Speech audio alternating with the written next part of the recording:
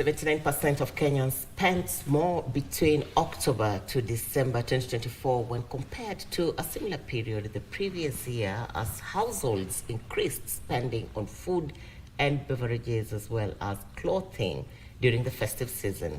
That's according to the ICEA Lion Asset Management Consumer Spending Index over the last 3 months of the year 2024. And those who reported decreased spending attributed it to buying less quantities of goods. Alan Alco with that report. It was a tough festive quarter for most Kenyans who are forced to cope with rising prices of goods, with a 30% majority of those sampled reporting that they cut out non-essential spending. 21% dug into their savings, while 20% reduced quantities of essential spending. You're probably wondering why your friend has more money. It is because your friend is hustling beyond his formal employment. And also, he's probably above 26 years old. We find that there are various hustles that individuals are pursuing, such as Airbnbs, for example. We also find hustles like cyber cafes. And most interestingly, when it comes to the boda sector, a lot of employed individuals are actually having pikis as a side business.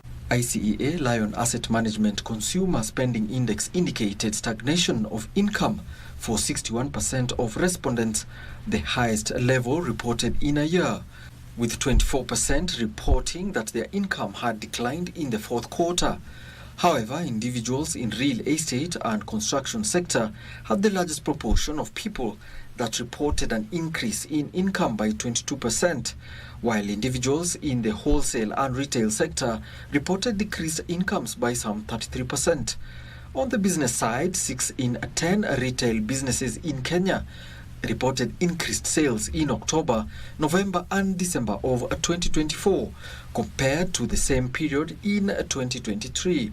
Compared to where we were 2 years ago, the onset of the Russia-Ukraine war and the COVID pandemic, that's when we saw retailers' input costs really increase.